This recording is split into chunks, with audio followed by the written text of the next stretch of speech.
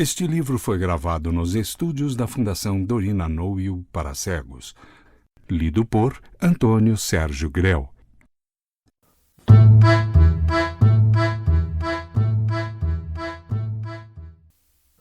O Machete. Autor Machado de Assis.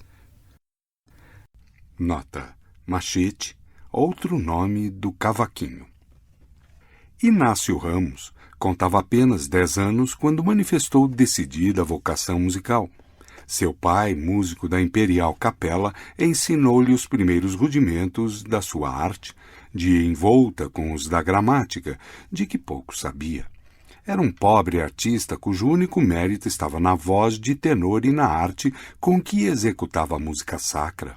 Inácio, conseguintemente, aprendeu melhor a música do que a língua, e aos 15 anos sabia mais dos bemóis que dos verbos.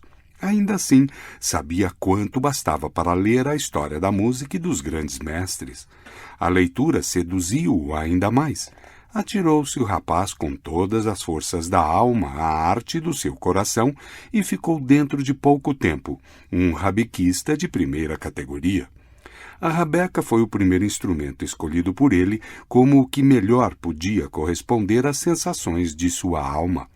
Não o satisfazia, entretanto, e ele sonhava alguma coisa melhor. Um dia veio ao Rio de Janeiro um velho alemão que arrebatou o público tocando violoncelo. Inácio foi ouvi-lo. Seu entusiasmo foi imenso. Não somente a alma do artista comunicava com a sua, como lhe dera a chave do segredo que ele procurara. Inácio nascera para o violoncelo. Daquele dia em diante, o violoncelo foi o sonho do artista fluminense. Aproveitando a passagem do artista germânico, Inácio recebeu dele algumas lições que mais tarde aproveitou quando, mediante economias de longo tempo, conseguiu possuir o sonhado instrumento. Já a esse tempo, seu pai era morto. Restava-lhe sua mãe, boa e santa senhora, cuja alma parecia superior à condição em que nascera. Tão elevada tinha a concepção do belo. Inácio contava 20 anos, uma figura artística, uns olhos cheios de vida e de futuro. Vivia de algumas lições que dava e de alguns meios que lhe adivinham das circunstâncias, tocando ora num teatro, ora num salão, ora numa igreja. Restavam-lhe algumas horas que ele empregava ao estudo do violoncelo. Havia no violoncelo uma poesia austera e pura, uma feição melancólica e severa que casavam com a alma de Inácio Ramos. A rabeca, que ele ainda amava como primeiro veículo de seus sentimentos de artista, não lhe inspirava mais o entusiasmo antigo, passara a ser um simples meio de vida. Não a tocava com a alma, mas com as mãos. Não era a sua arte, mas o seu ofício. O violoncelo, sim, para esse, guardava Inácio as melhores das suas aspirações íntimas, os sentimentos mais puros, a imaginação, o fervor, o entusiasmo. Tocava a rabeca para os outros, o violoncelo para si, quando muito para sua velha mãe. Moravam ambos em lugar afastado, em um dos recantos da cidade, alheios à sociedade que os cercava e que não os entendia.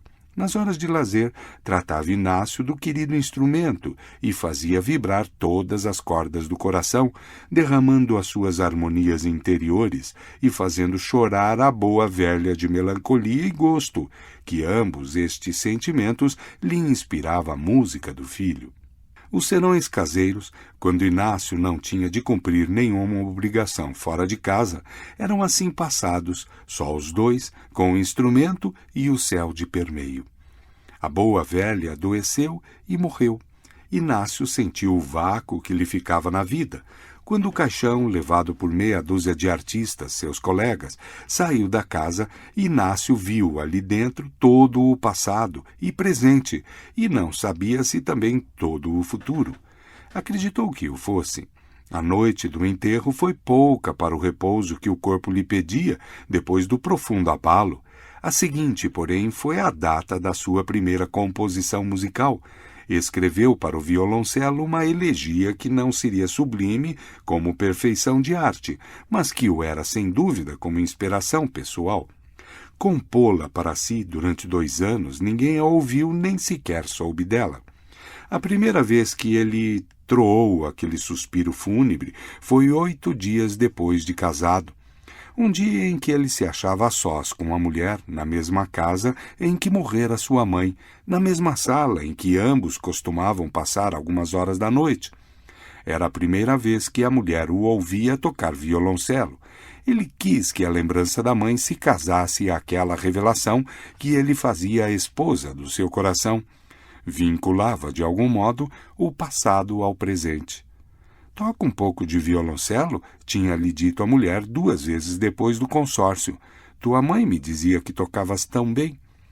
Bem, não sei, respondi Inácio, mas tenho satisfação em tocá-lo. Pois sim, desejo ouvir-te. Por ora não, deixa-me contemplar-te primeiro. Ao cabo de 8 dias, Inácio satisfez o desejo de Carlotinha.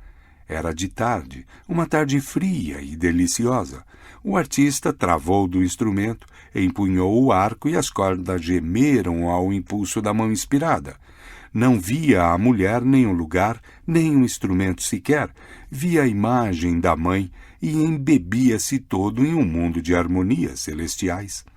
A execução durou 20 minutos. Quando a última nota expirou nas cordas do violoncelo, o braço do artista tombou, não de fadiga, mas porque todo o corpo cedia ao abalo moral que a recordação e a obra lhe produziam. Oh, lindo, lindo! Exclamou Carlotinha, levantando-se e indo ter com o marido. Inácio estremeceu e olhou pasmado para a mulher.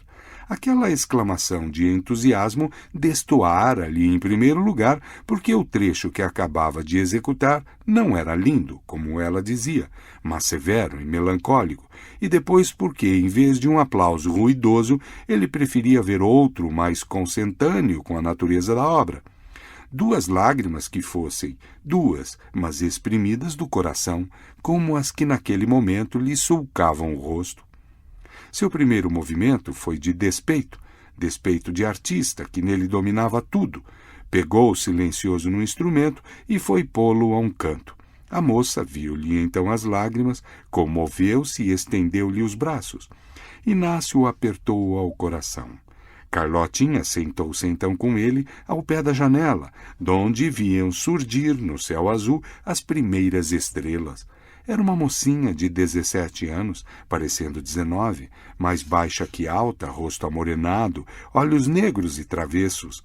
Aqueles olhos, expressão fiel da alma de Carlota, contrastavam com o olhar brando e velado do marido.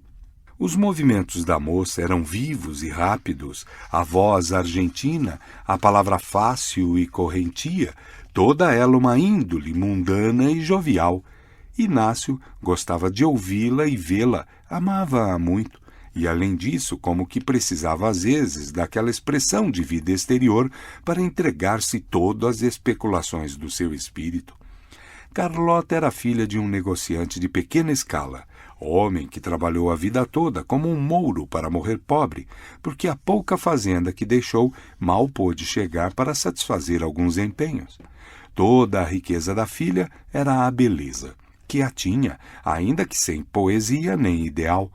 Inácio conhecera ainda em vida do pai, quando ela ia com este visitar sua velha mãe, mas só a amou deveras depois que ela ficou órfã e quando a alma lhe pediu um afeto para suprir o que a morte lhe levara. A moça aceitou com prazer a mão que Inácio lhe oferecia. Casaram-se a aprazimento dos parentes da moça e das pessoas que os conheciam a ambos. O vácuo fora preenchido. Apesar do episódio acima narrado, os dias, as semanas e os meses correram tecidos de ouro para o esposo artista. Carlotinha era naturalmente faceira e amiga de brilhar, mas contentava-se com pouco e não se mostrava exigente nem extravagante. As posses de Inácio Ramos eram poucas, ainda assim ele sabia dirigir a vida de modo que nem o necessário lhe faltava, nem deixava de satisfazer alguns dos desejos mais modestos da moça. A sociedade deles não era certamente dispendiosa, nem vivia de ostentação, mas qualquer que seja o centro social, há nele exigências a que não podem chegar todas as bolsas. Carlotinha vivera de festas e passatempos. A vida conjugal exigia dela hábitos menos frívolos, e ela soube curvar-se à lei que de coração aceitara. Demais, que há aí que verdadeiramente resista ao amor? Os dois amavam-se, por maior que fosse o contraste entre a índole de um e outro. Ligava-os e irmanava-os o afeto verdadeiro que os aproximara. O primeiro milagre do amor fora a aceitação por parte da moça do famoso violoncelo. Carlotinha não experimentava de certo as sensações que o violoncelo produzia no marido e estava longe daquela paixão silenciosa e profunda que vinculava Inácio Ramos ao instrumento. Mas acostumara-se a ouvi-lo, apreciava-o e chegara a entendê-lo alguma vez. A esposa concebeu. No dia em que o marido ouviu esta notícia, sentiu um abalo profundo. Seu amor cresceu de intensidade. Quando nosso filho nascer, disse ele, eu comporei o meu segundo canto. O terceiro será quando eu morrer, não? Perguntou a moça com um leve tom de despeito. Oh, não digas isso. Inácio Ramos compreendeu a censura da mulher. Recolheu-se durante algumas horas e trouxe uma composição nova. A segunda, que lhe saía da alma, dedicada à esposa. A música entusiasmou Carlotinha, antes por vaidade satisfeita do que porque verdadeiramente a penetrasse. Carlotinha abraçou o marido com todas as forças de que podia dispor, e um beijo foi o prêmio da inspiração. A felicidade de Inácio não podia ser maior. Ele tinha tido o que ambicionava, vida de arte, paz e ventura doméstica e, enfim, esperanças de paternidade. Se for menino, dizia ele à mulher, aprenderá violoncelo. Se for menina, aprenderá harpa. São os únicos instrumentos capazes de traduzir as impressões mais sublimes do espírito. Nasceu um menino.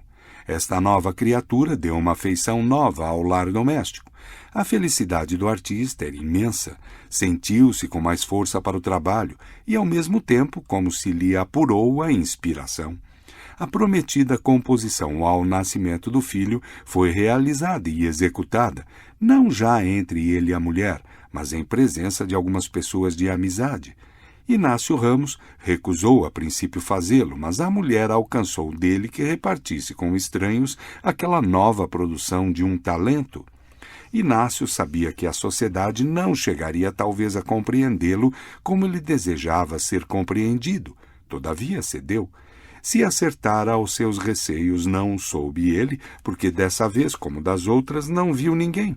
Viu-se e ouviu-se a si próprio, sendo cada nota um eco das harmonias santas e elevadas que a paternidade acordara nele. A vida correria assim, monotonamente bela. E não valeria a pena escrevê-la, a não ser um incidente, ocorrido naquela mesma ocasião. A casa em que eles moravam era baixa, ainda que assaz larga e airosa. 2 transeuntes, atraídos pelos sons do violoncelo, aproximaram-se das janelas entrefechadas e ouviram do lado de fora cerca de metade da composição. Um deles, entusiasmado com a composição e a execução, rompeu em aplausos ruidosos quando Inácio acabou. Abriu violentamente as portas da janela e curvou-se para dentro, gritando: "Bravo, artista divino!" A exclamação inesperada chamou a atenção dos que estavam na sala. Voltaram-se todos os olhos e viram 2 figuras de homem, um tranquilo, outro alvoroçado de prazer. A porta foi aberta aos 2 estranhos. O mais entusiasmado deles correu a abraçar o artista. "Ó alma de anjo!" exclamava ele. "Como é que um artista destes está aqui escondido dos olhos do mundo?"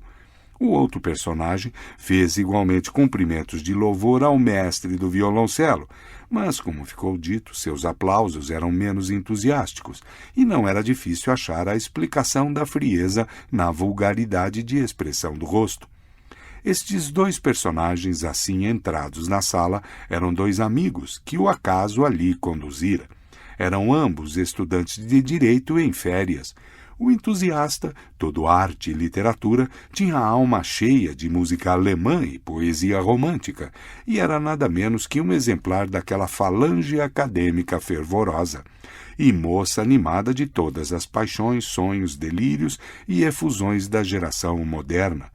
O companheiro era apenas um espírito medíocre, avesso a todas essas coisas, não menos que ao direito que, aliás, forcejava por meter na cabeça.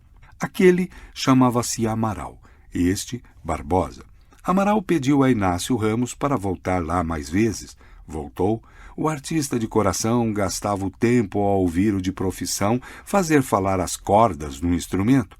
Eram 5 pessoas, eles, Barbosa, Carlotinha e a criança, o futuro violoncelista.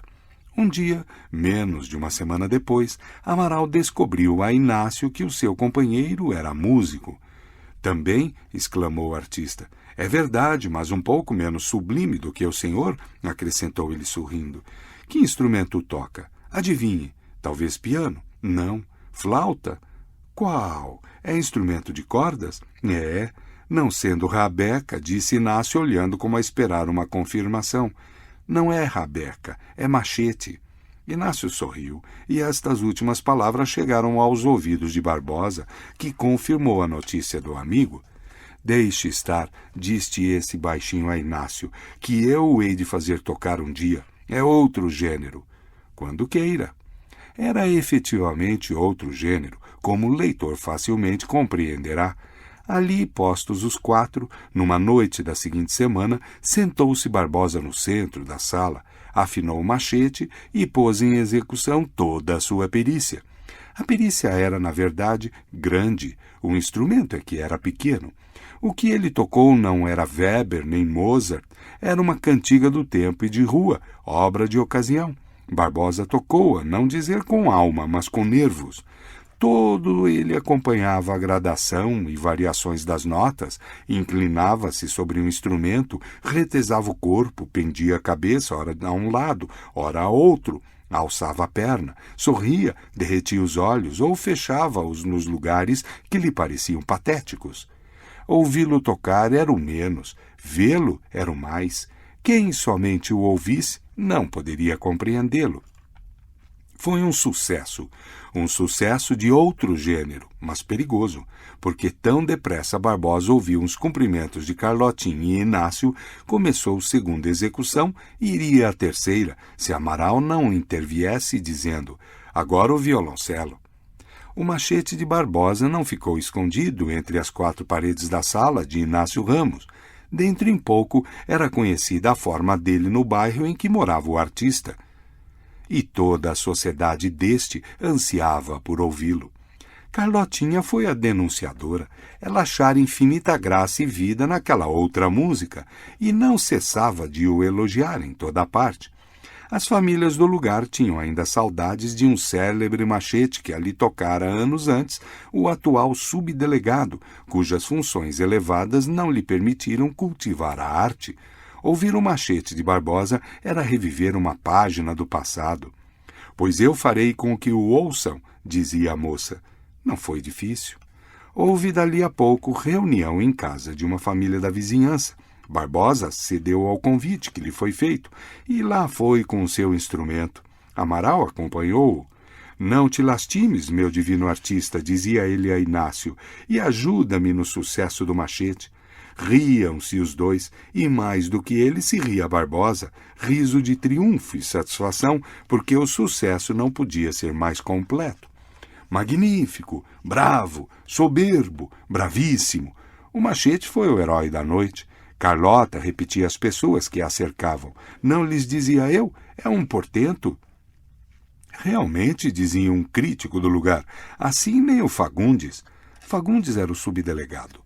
Pode-se dizer que Inácio e Amaral foram os únicos alheios ao entusiasmo do machete. Conversavam eles ao pé de uma janela dos grandes mestres e das grandes obras da arte. Você por que não dá um concerto? Perguntou Amaral ao artista. Oh, não. Por quê? Tenho medo. Ora, medo. Medo de não agradar. Há de agradar por força. Além disso, o violoncelo está tão ligado aos sucessos mais íntimos da minha vida que eu o considero antes como a minha arte doméstica. Amaral combatia estas objeções de Inácio e este fazia cada vez mais forte nelas. A conversa foi prolongada. Repetiu-se daí a 2 dias, até que no fim de uma semana Inácio deixou-se vencer. Você verá, dizia-lhe o estudante, e verá como todo o público vai ficar delirante. Assentou-se que o concerto seria dali a 2 meses. Inácio tocaria uma das peças já compostas por ele e 2 de 2 mestres que escolheu dentre as muitas. Barbosa não foi dos menos entusiastas da ideia do concerto. Ele parecia tomar agora mais interesse nos sucessos do artista. Ouvia com prazer, ao menos aparente, os serões de violoncelo, que eram 2 vezes por semana. Carlotinha propôs que os serões fossem 3, mas Inácio nada concedeu além dos 2. Aquelas noites eram passadas somente em família e o machete acabava muita vez o que o violoncelo começava. Era uma condescendência para com a dona da casa e o artista do machete. Um dia Amaral olhou Inácio preocupado e triste. Não quis perguntar-lhe nada, mas como a preocupação continuasse nos dias subsequentes, não se pôde ter e interrogou-o. Inácio respondeu-lhe com evasivas. Não, dizia o estudante, você tem alguma coisa que o incomoda, certamente. Coisa nenhuma. E depois de um instante de silêncio, o que tenho é que estou arrependido do violoncelo. Se eu tivesse estudado machete. Amaral ouviu admirado estas palavras. Depois sorriu e abanou a cabeça. Seu entusiasmo recebera um grande abalo. A que vinha aquele ciúme por causa do efeito diferente que os 2 instrumentos tinham produzido? Que rivalidade era aquela entre a arte e o passatempo? Não podia ser perfeito, dizia Amaral consigo. Tinha por força um ponto fraco. Infelizmente para ti, o ponto é ridículo. Daí em diante, os serões foram menos amiudados. A preocupação de Inácio Ramos continuava. Amaral sentia que o seu entusiasmo ia cada vez a menos, o entusiasmo em relação ao homem, porque bastava ouvi-lo tocar para acordarem-se-lhe as primeiras impressões. A melancolia de Inácio era cada vez maior. Sua mulher só reparou nela quando absolutamente se lhe meteu pelos olhos. — Que tens? — perguntou-lhe Carlotinha. — Nada — respondia Inácio. — Aposto que está pensando em alguma composição nova, disse Barbosa, que dessas ocasiões estava presente. — Talvez — respondeu Inácio. — Penso em fazer uma coisa inteiramente nova, um concerto para violoncelo e machete. — Por que não? Disse Barbosa com simplicidade. — Faça isso e veremos o efeito, que há de ser delicioso. — Eu creio que sim, murmurou Inácio. Não houve concerto no teatro, como se havia assentado, porque Inácio Ramos de todo se recusou. Acabaram-se as férias e os 2 estudantes voltaram para São Paulo. — Virei vê-lo daqui a pouco, disse Amaral. — Virei até cá somente para ouvi-lo. Efetivamente vieram os 2, sendo a viagem anunciada por carta de ambos. Inácio deu a notícia à mulher, que a recebeu com alegria. — Vem ficar muitos dias? Disse ela. — Parece que somente 3. — 3? É pouco, disse Inácio, mas nas férias que vêm desejo aprender o machete.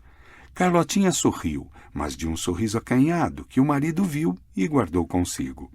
Os 2 estudantes foram recebidos como se fossem de casa. Inácio e Carlotinha desfaziam-se em obséquios. Na noite do mesmo dia, houve serão musical, só violoncelo, a instâncias de Amaral, que dizia: não profanemos a arte. 3 dias vinham eles demorar-se, mas não se retiraram no fim deles. Vamos daqui a 2 dias. O melhor é completar a semana, observou Carlotinha. Pode ser. No fim de uma semana, Amaral despediu-se e voltou a São Paulo. Barbosa não voltou, ficara doente. A doença durou somente 2 dias, no fim dos quais ele foi visitar o violoncelista. — Vai agora? — perguntou este. — Não, disse o acadêmico. Recebi uma carta que me obriga a ficar algum tempo. Carlotinha ouvira alegre a notícia. O rosto de Inácio não tinha nenhuma expressão. Inácio não quis prosseguir nos serões musicais, apesar de lhe o pedir algumas vezes Barbosa, E não quis porque, dizia ele, não queria ficar mal com Amaral, do mesmo modo que não quereria ficar mal com Barbosa se fosse este o ausente. Nada impede, porém, concluiu o artista, que ouçamos o seu Machete. Que tempo duraram aqueles serões de Machete? Não chegou tal notícia ao conhecimento do escritor destas linhas. O que ele sabe apenas é que o Machete deve ser instrumento triste, porque a melancolia de Inácio tornou-se cada vez mais profunda. Seus companheiros nunca o tinham visto imensamente alegre. Contudo, a diferença entre o que tinha sido e era agora entrava pelos olhos dentro. A mudança manifestava-se até no trajar, que era desleixado, ao contrário do que sempre fora antes. Inácio tinha grandes silêncios, durante os quais era inútil falar-lhe, porque ele a nada respondia ou respondia sem compreender. O violoncelo há de levá-lo ao hospício, dizia um vizinho compadecido e filósofo. Nas férias seguintes, Amaral foi visitar o seu amigo Inácio, logo no dia seguinte àquele em que desembarcou. Chegou alvoroçado à casa dele, uma preta veio abri-la. Onde está ele? Onde está ele? Perguntou alegre em altas vozes o estudante. A preta desatou a chorar. Amaral interrogou-a, mas não obtendo resposta, ou, obtendo-a intercortada de soluços, correu para o interior da casa com a familiaridade do amigo e a liberdade que lhe dava a ocasião. Na sala do concerto, que era nos fundos, olhou ele Inácio Ramos, de pé, com o violoncelo nas mãos, preparando-se para tocar. Ao pé dele brincava um menino de alguns meses. Amaral parou sem compreender nada. Inácio não o viu entrar, empunhar o arco e tocou. Tocou como nunca, uma elegia plangente que o estudante ouviu com lágrimas nos olhos. A criança, dominada ao que parece pela música, olhava quieta para um instrumento. Durou a cena cerca de 20 minutos. Quando a música acabou, Amaral correu a Inácio. «Oh, meu divino artista!» exclamou ele. Inácio apertou-o nos braços, mas logo o deixou e foi sentar-se numa cadeira com os olhos no chão. Amaral nada compreendia. Sentia, porém, que algum abalo moral se dera nele. «Que tens?» disse. «Nada», respondeu Inácio. E ergueu-se e tocou de novo o violoncelo. Não acabou, porém, no meio de uma arcada. Interrompeu a música e disse a Amaral. «É bonito, não?» «Sublime», respondeu o outro. «Não, Machete é melhor». E deixou o violoncelo e correu a abraçar o filho. «Sim, meu filho», exclamava ele, «hás de aprender Machete. Machete é muito melhor». «Mas que há?» articulou o estudante. «Oh, nada», disse Inácio. «Ela foi-se embora. Foi-se com o Machete. Não quis o violoncelo, que é grave demais. Tem razão, Machete é melhor». A alma do marido chorava, mas os olhos estavam secos. Uma hora depois, enlouqueceu. Para ler este conto, acesse www.poeteiro.com